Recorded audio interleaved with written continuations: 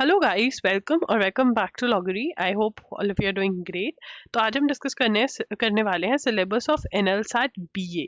तो एनएलसैट बीए क्या है? एनएलएसआईयू बैंगलोर जो है वो बीए लेकर आया है। 3 या 4 इयर्स में आप इसको कंप्लीट कर सकते हो। 3 या 4 इयर्स के आपको डिपेंड करता है। 4 इयर्स की करते हो तो रिसर्च वर्क करते हैं, ये 3 इयर्स की भी बीए कर सकते हो यहाँ से आप एनएलएसआईयू बैंगलोर से। आफ्टर 12th जो है ये कोर्स अवेलेबल करवाया है इन्होंने। फर्स्ट टाइम इसका जो एंट्रेंस टेस्ट है वो हो रहा है, जिसको ये एनएलसैट बीए बोल रहे हैं। तो आज की वीडियो में I am going to discuss about the exam. ठीक है ना, जो भी अपडेट्स मिलते रहेंगे मैं वो आपको देती रहूंगी। एंड आज भी अपडेट है, इन्होंने अपनी वेबसाइट अपडेट करी है about the syllabus of NLSAT BA, and उसी के चलते I am also giving you an update. तो यहाँ पर 2 पार्ट्स होंगे इस क्वेश्चन पेपर के, इस एग्जाम के क्वेश्चन पेपर के। 150 मिनट्स आपको दिए जाएंगे दोनों ही पार्ट्स के लिए। पार्ट ए जो है वो मल्टीपल चॉइस क्वेश्चंस होंगे उसमें, जिसमें रीडिंग कॉम्प्रिहेंशन होगा, रीजनिंग होगी और क्वांटिटेटिव एनालिसिस होंगे।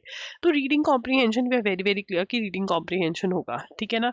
अब रीजनिंग के अंदर भी क्रिटिकल रीजनिंग होती है, एनालिटिकल रीजनिंग होती है, क्वांटिटेटिव एनालिसिस ऐसा लग रहा है कि मैथ स्टैट्स कुछ ऐसा सा हो सकता है, राइट। तो 75 मार्क्स का ये होगा, जिसमें से शॉर्ट हमें रीडिंग कॉम्प्रिहेंशन अभी पता लग रहा है, राइट।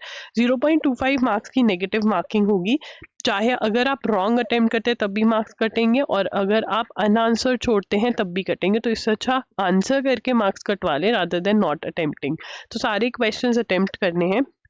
तो पार्ट ए के लिए इंग्लिश आपने अच्छे से करना है। कौन से टाइप के questions? Inference, main idea, orders, main purpose, passage can be termed as, tone of the passage, central idea, figures of speech, conclusion. ये सारे टाइप ऑफ क्वेश्चंस जो हैं रीडिंग कॉम्प्रिहेंशन के, आपने टिप्स एंड ट्रिक्स ढूंढ लेने हैं ऑनलाइन गूगल करके। वो टिप्स एंड ट्रिक्स के नोट्स बना लेने हैं, ठीक है ना। एंड फिर आपने अप्लाई करने हैं जब आप क्वेश्चंस अटेम्प्ट करोगे।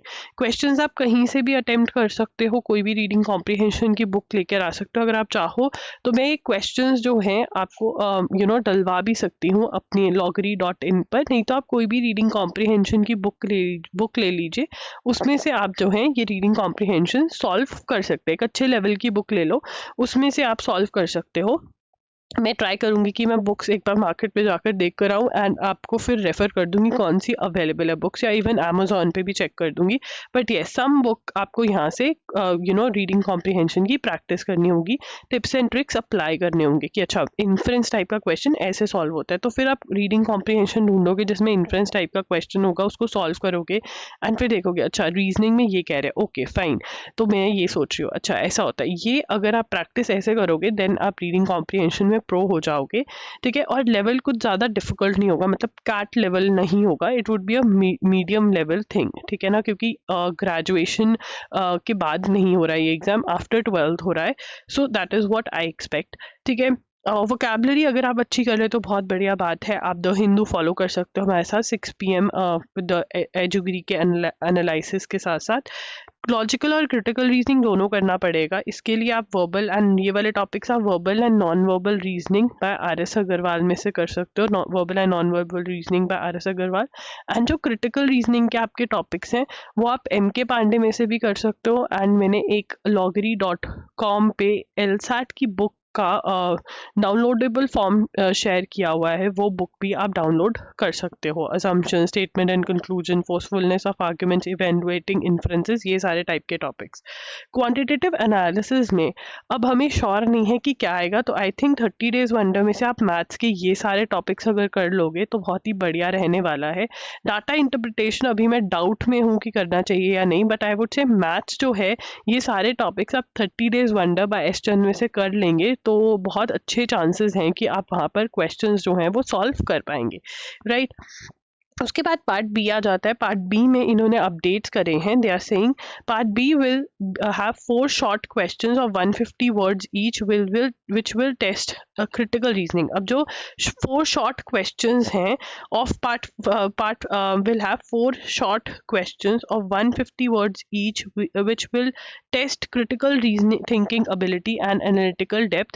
They will be concerned with contemporary themes regarding India and world. तो यहाँ पर ये कह रहे हैं कि शॉर्ट क्वेश्चंस होंगे, ठीक है ना, जो आपकी क्रिटिकल थिंकिंग एबिलिटी और एनालिटिकल डेप्थ टेस्ट करेंगे। और इसके अंदर थीम्स कंटेम्परेरी थीम्स होंगी, मतलब प्रेजेंट जो इम्पोर्टेंट इश्यूज चल रहे हैं उनसे रिलेटेड टॉपिक्स होंगे, इंडिया और वर्ल्ड से रिलेटेड, उनसे रिलेटेड आपको आंसर लिखना होगा, सब्जेक्टिव क्वेश्चंस होंगे ये, ठीक है ना। अब इसके लिए it is very very important कि आप करंट अफेयर्स फॉलो करें, एंड अगर आपने पिछले करंट अफेयर्स फॉलो करे हुए हैं जून 2024 से लेकर के दिसंबर 2025 तक, एंड आगे जब तक एग्जाम नहीं होता है तब तक आप करंट अफेयर्स फॉलो करते हैं, बहुत बढ़िया होगा। इसके लिए आप हमारा बंडल भी खरीद सकते हैं जो loggery.in पर अवेलेबल है। ये आपको बहुत बहुत हेल्प करेगा in understanding the contemporary issues, मतलब present important issues, right. Part B के अंदर will have 4 options for 1 long essay. एक आपको 1 लॉन्ग ऐसे लिखना है जो कि 400 वर्ड्स का होना चाहिए, और इसके अंदर आपको 4 ऑप्शंस मिलेंगी, 4 में से आपने कोई भी एक पे ऊपर लिखना है। These questions will include a range of themes from the domains of history, politics, governance, society, economy. तो मतलब आपको अगर कोई भी 4 थीम्स को पकड़ के भी आप अच्छे से करंट अफेयर्स फॉलो करते हो, उन इश्यूज़ के बारे में पढ़ते हो डिटेल के अंदर, तो वो आपको बहुत हेल्प करेगा लॉन्ग ऐसे को अटेम्प्ट करने में, राइट।